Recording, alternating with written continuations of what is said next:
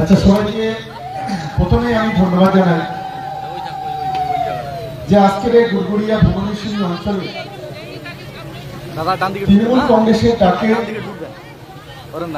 আজকের যে যোগদান পর্ব অনুষ্ঠান, যোগদান পর্ব যে মিটিং, এই মিটিংয়ের সভাপতি আমার অত্যন্ত প্রিয় ছোট ভাইয়ের মতো কিন্তু প্রধান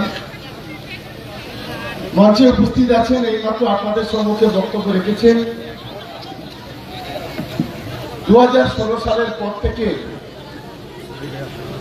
এই এলাকায় আস্তে আস্তে সাংগঠনিকভাবে নিজেকে স্বীকৃতি করে মানুষের পাশে থেকে কাজ করে 2021 সালে যেভাবে রাজ্যের মাননীয় মুখ্যমন্ত্রী মমতা বন্দ্যোপাধ্যায় এবং আমাদের দলের সর্বোচ্চ নেতা সাধারণ সম্পাদক অভিষেক বন্দ্যোপাধ্যায় তাদের আশীর্বাদ, তাদের দোয়াকে সামনে রেখে আপনারা যাকে নির্বাচিত করেছেন আমার ছোট ভাইয়ের মতো গণেশ মন্ডল, আমি তার জন্য একটা করতালি দিয়ে দেওয়ার জন্য আমি অনুরোধ করব।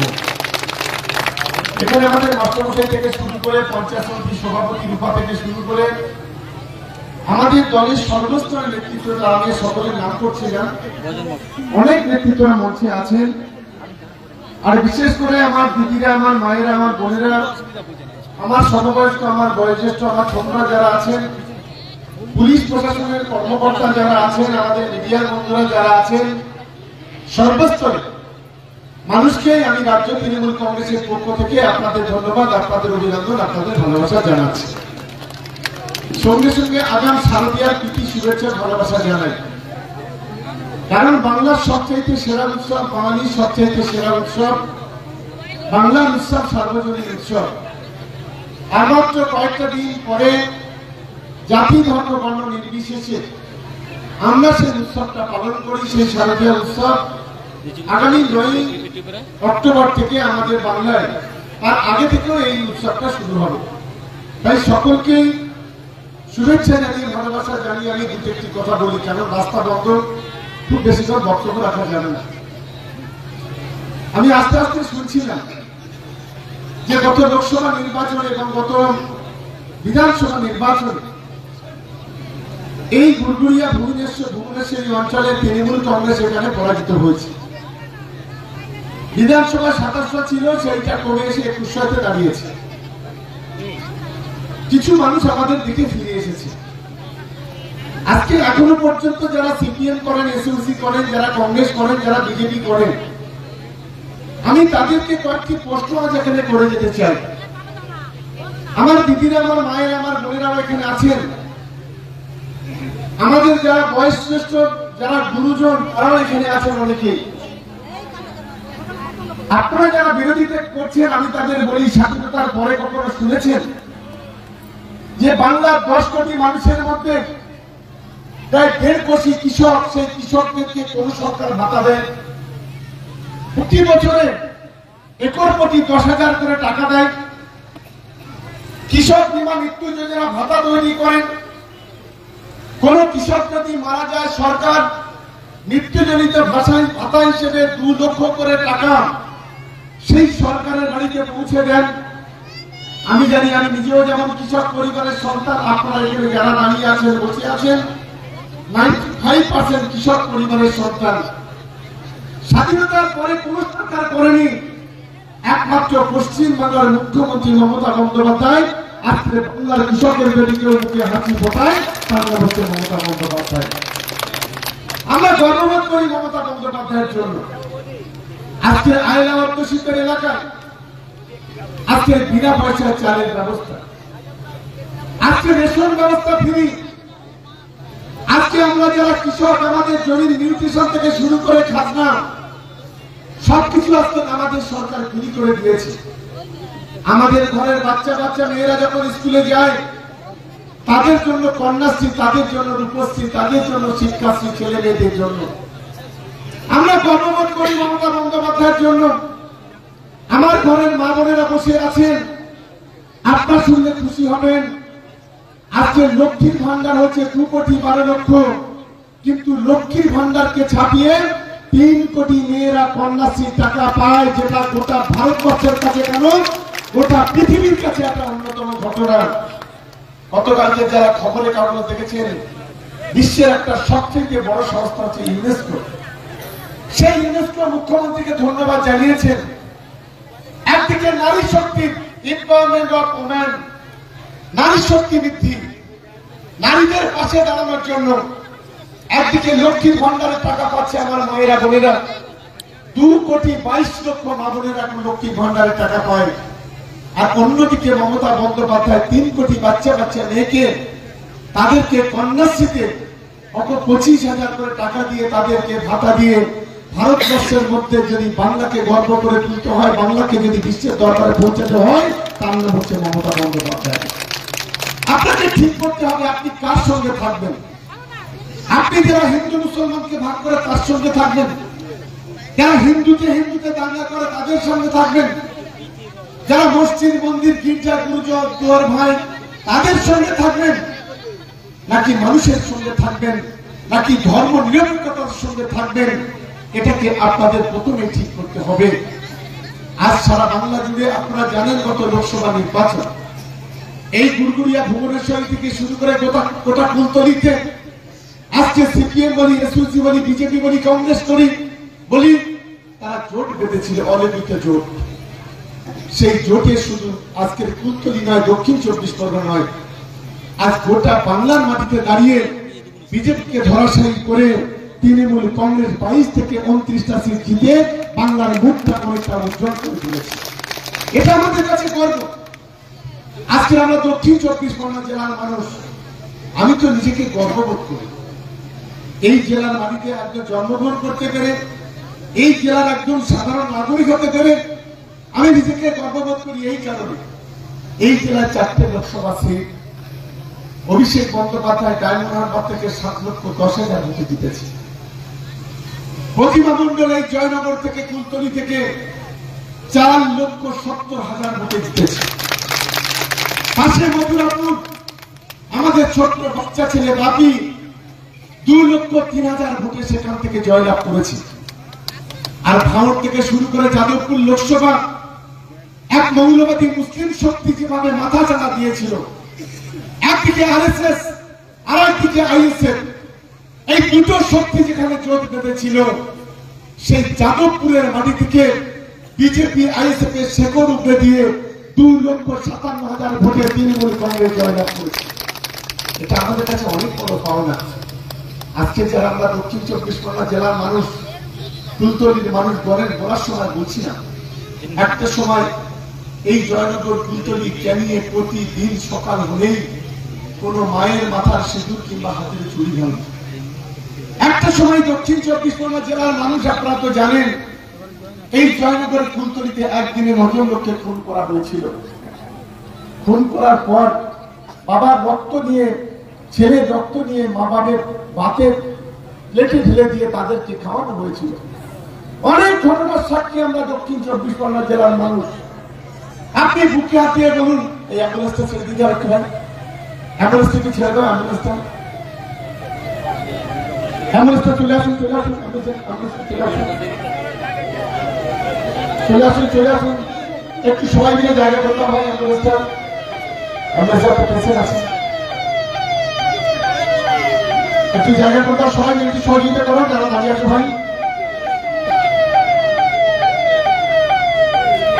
সবাই মিলে একটু সহযোগিতা করেছেন।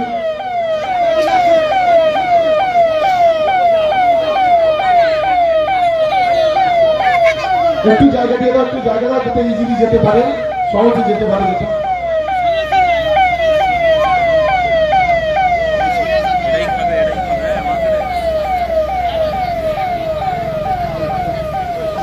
তাই দক্ষিণ 24 পরগনা জেলার মাটিতে দাঁড়িয়ে আজকে আমার প্রিয় মুখ্যমন্ত্রী, আপনার প্রিয় মুখ্যমন্ত্রী মমতা বন্দ্যোপাধ্যায় এবং অভিষেক বন্দ্যোপাধ্যায়ের নেতৃত্বে আজকের প্রতিটা গলিতে গলিতে পিচের রাস্তা, কংক্রিটের রাস্তা। আজ আমরা গর্ববোধ করি এই দক্ষিণ 24 পরগনা জেলার সাগর বলুন, নামখানা বলুন, পাথর প্রতিমা বলুন, গোসলা বলুন, যে সমস্ত দ্বীপ এলাকা চতুর্দিকে নদী বেষ্টিত, আজ প্রতিটি বাড়িতে বাড়িতে আজকে বিদ্যুতের বাতি পৌঁছেছে।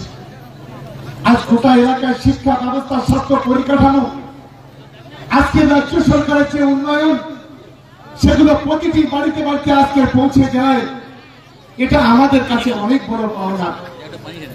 আমাদের দক্ষিণ 24 পরগনা জেলার মানুষকে বুঝতে হবে যে বাংলায় যদি কোন নারীর শক্তি, যদি তাদের শক্তি বেশি সম্প্রসারণ করার ক্ষমতা যদি কেউ থাকে, তার নাম হচ্ছে মমতা বন্দ্যোপাধ্যায়। মমতা বন্দ্যোপাধ্যায়, মমতা বন্দ্যোপাধ্যায়। আপনারা জানেন গত মাসের 9 তারিখে একটা ঘটনা ঘটেছিল, আরজি করের ঘটনা। 9 তারিখে রাত্রে একজন আমাদের ডাক্তার বোন, তাকে ধর্ষণ করে খুন করা হয়েছিল। রাজ্যের মাননীয় মুখ্যমন্ত্রী সঙ্গে সঙ্গে খবর পাওয়ার পর তার পুলিশ প্রশাসনকে বললেন যত তাড়াতাড়ি সম্ভব কালপিটকে গ্রেপ্তার করতে হবে। 72 ঘন্টার মধ্যে একজন সিভিক ভলেন্টিয়ার, তাকে পুলিশ গ্রেপ্তার করেছে। 12 তারিখে মমতা বন্দ্যোপাধ্যায় ওই যে বোন মারা গিয়েছিল তার বাড়িতে গেলেন, তার বাবা মাকে বললেন যে তোমরা কি রাজ্য সরকারের উপর আস্থা রাখতে চাও, আর যদি না চাও তাহলে বলো আমরা সিবিআই কে এই কেসটা পাঠিয়ে দেব। তৎকালীন তারা বলেছিলেন আপনি তদন্ত করুন, দোষীদের খুঁজে বার করুন। মমতা বন্দ্যোপাধ্যায় ওই ভিক্টিমের বাড়ি থেকে বেরিয়ে এসে তিনি প্রেস কনফারেন্স করে বলেছিলেন সারা ভারতবর্ষের মানুষ, সারা বাংলার মানুষ দেখেছে। পুলিশকে বলেছিলেন 7 দিন 5 দিন সময় দিচ্ছি, এই 5 দিনের মধ্যে কিনারা যদি না করতে পারেন তাহলে আগামী রবিবার এই কেসটা সিবিআই হাতে দিয়ে দেওয়া হবে। কিন্তু 2 দিন পরে মহামান্য আদালত সেই কেসটা সিবিআই কে দিয়ে দিল। সিবিআই কে দেওয়ার পর যখন সিবিআই যখন তদন্ত করছে, যখন দেশের সর্বোচ্চ আদালত সুপ্রিম কোর্ট শতপ্রণোদিত মামলা করে সেটাকে তদন্ত, সেটাকে বিচার করছে, তার জাস্টিফিকেশন করছে, ঠিক সেই সময় আমরা দেখলাম আমাদের রাজ্যের কিছু অতি বামপন্থী লোকেরা তারা বিভিন্ন মানুষকে পিছন থেকে উস্কে দিয়ে গোটা বাংলা জুড়ে অরাজকতা বিশৃঙ্খলা তৈরি করলো। আমরা দেখলাম আজ থেকে সেই 9 তারিখ থেকে প্রায় আজকে 8 তারিখ, আজকে প্রায় কত তারিখ, আজকে 21 তারিখ, আজকে 1 মাস 12 দিন সিবিআই মিলে এখনো পর্যন্ত কিন্তু তার কোনো কিনারা করতে পারলো না। সেই একজন মাত্র গ্রেপ্তার হয়েছে।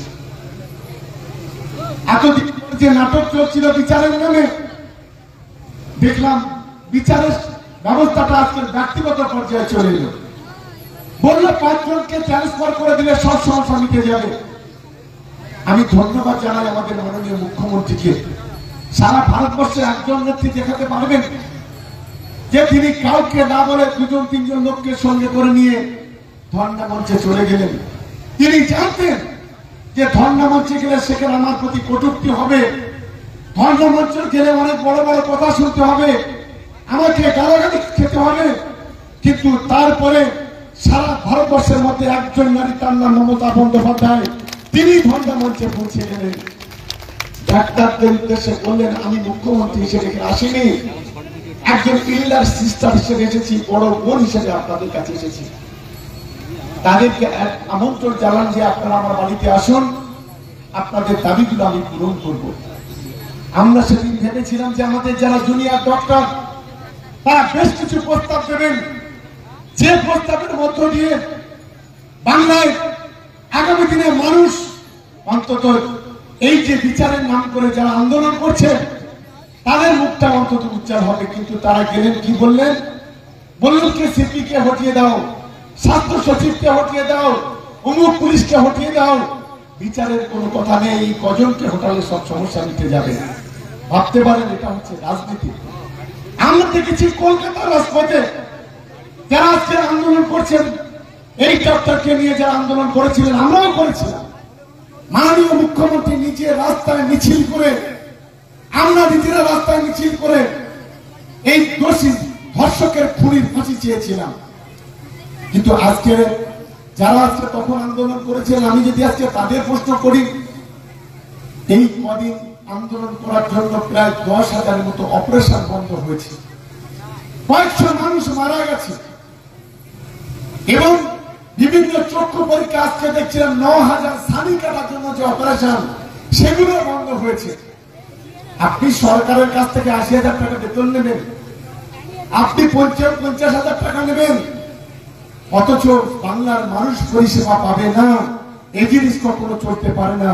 তাই ডাক্তারদের শুভবতী সম্পর্কের উদয় হয়েছে যে গতকাল তারা সবকিছু ছেড়ে দিয়ে তা আবার নিজের কাজে আবার ফিরে এসেছে।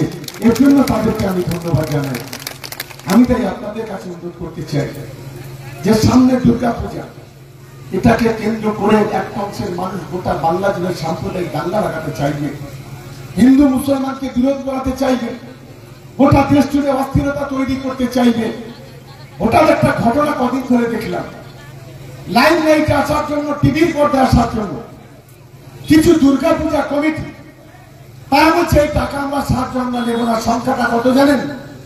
গোটা বাংলায় হচ্ছে 37 জন। 37টা দুর্গাপূজা করলে টাকা নেবে না। আর আপনারা শুনলে খুশি হবেন যে এবছরে মাননীয় মুখ্যমন্ত্রী মমতা বন্দ্যোপাধ্যায় গত বছরে যত পূজাকে টাকা দিয়েছিলেন আরো 4,500 পূজা কমিটিকে আরো এক্সট্রা ভাবে টাকা দিচ্ছেন, আরো 4500 পূজা কমিটি। এবং শুধু তাই নয়, এবারে যে 85,000 ঘোষণা করেছেন, আগামী বছরে মুখ্যমন্ত্রী ঘোষণা করে দিয়েছেন সেটা 1 লক্ষ টাকা করে প্রত্যেকটা পূজা কমিটিকে দেওয়া হবে। এর নাম হচ্ছে মমতা বন্দ্যোপাধ্যায়। তাই ফুলগড়িয়া ভুবনেশ্বরীতে যারা বিজেপি বন্ধুরা আছে, যারা আজকে আমাদের দলে যোগ দেবেন, আমি তাদেরকে ধন্যবাদ কৃতজ্ঞতা জানাই। সঠিক সময়ে সঠিক সিদ্ধান্ত গ্রহণ করেছেন। আমি একটা জায়গায়, আপনারা হয়তো অনেকেই জানেন না, গণেশ যখন বিধানসভা দাঁড়িয়ে ও যখন কুলতলি থেকে শুরু করে, মইপির থেকে শুরু করে গোটা বিধানসভায়, এই ভুবনেশ্বরী গুড়গুড়ি থেকে শুরু করে বিভিন্ন জায়গায় এই অঞ্চলে রাস্তাঘাটের জন্য, পানীয় জলের জন্য, বিদ্যুতের জন্য যখন বিধানসভা দাঁড়িয়ে বক্তব্য রাখেন, আমি তখন তার একজন সহকর্মী হিসেবে, ভাই হিসেবে, দাদা হিসেবে আমার বুকটা গর্বে ভরে যায় যে আজকে কুলতলি থেকে একটা ছেলে এই কুলতলি বিধানসভার জন্য, এই এলাকার মানুষের জন্য, এই এলাকার পানীয় জল, বিদ্যুতের জন্য আজ বিধানসভা দাঁড়িয়ে লড়াই করছি। আপনারা কার সঙ্গে থাকবেন এটা আপনাকে ঠিক করতে হবে। এই বিচার হচ্ছে আপনাদের। আমি তাই আপনাদের কাছে অনুরোধ করব, 1 বছর পরে বিধানসভা নির্বাচন, সেই বিধানসভা নির্বাচনে নিশ্চিতভাবে আমি মনে করি গণেশ যে দক্ষতার সঙ্গে কাজ করছে, মানুষের স্বতঃস্ফূর্ত হবে, মানুষের যেভাবে পাশে আছে, আগামী দিনে ওই এলাকা থেকে ভোটে দাঁড়াবে নিঃসন্দেহে, এক্ষেত্রে কোনো সন্দেহ নেই। তাই আগামী দিনে এই কুলতলি বিধানসভা এলাকা এখনো অনেক রাস্তাঘাট বাকি, পানীয় জল বাকি, বিদ্যুৎ বাকি, শিক্ষা ব্যবস্থা ততটা ঢেলে সাজাতে আমরা পারিনি। সেইগুলোকে আরো বেশি বেশি করে যারা ত্বরান্বিত করতে গেলে আগামী দিনে তৃণমূল কংগ্রেসের পাশে থেকে আপনাদের আগামী দিনে লড়াই করতে হবে। মমতা বন্দ্যোপাধ্যায়ের পাশে থাকতে হবে, অভিষেক বন্দ্যোপাধ্যায়ের পাশে থাকতে হবে। আপনারা দেখছেন না কত চক্রান্ত, কখনো সিবিআই, কখনো ইডি, কখনো ইনকাম ট্যাক্স, কখনো এনআইএ। কাকে দায়িত্ব দিলে হয়? একটার পর একটা এজেন্সি, কেন্দ্রের বিজেপি সরকার যখন মানুষের রায় পাচ্ছে না, মানুষের সমর্থন পাচ্ছে না, তখন বাংলার তৃণমূল কংগ্রেসের সরকার নেতা নেত্রীদের গোলা টিপে ধরার জন্য তারা বিভিন্ন ভাবে আজকে চক্রান্ত করছে। তাই সকলকে আমার দলের পক্ষ থেকে আজকে যারা যোগদান করবেন তাদের অনুরোধ করব, এবং আমাদের যারা তৃণমূল কংগ্রেসের কর্মীরা দীর্ঘদিন ধরে পেটে কাপড়ে বেঁধে লড়াই করে আসছেন, আমি তাদেরকে অনুরোধ করব, তাদেরকেও ধন্যবাদ জানাবো যে নতুন পুরানো মিলে কাঁধে কাঁধ মিলিয়ে, হাতে হাত ধরে আপনারা ঐক্যবদ্ধ ভাবে আজকে যারা আছেন সকলে মিলে কাজ করবেন। আগামী দিনে যেন ভুবনেশ্বর গুড়গুড়িয়া এই কুলতলি বিধানসভার 1 নম্বর অঞ্চল হিসেবে গণ্য হয়, সেই দায়িত্ব, সেই শপথ নিয়ে আপনাদের এগোতে হবে।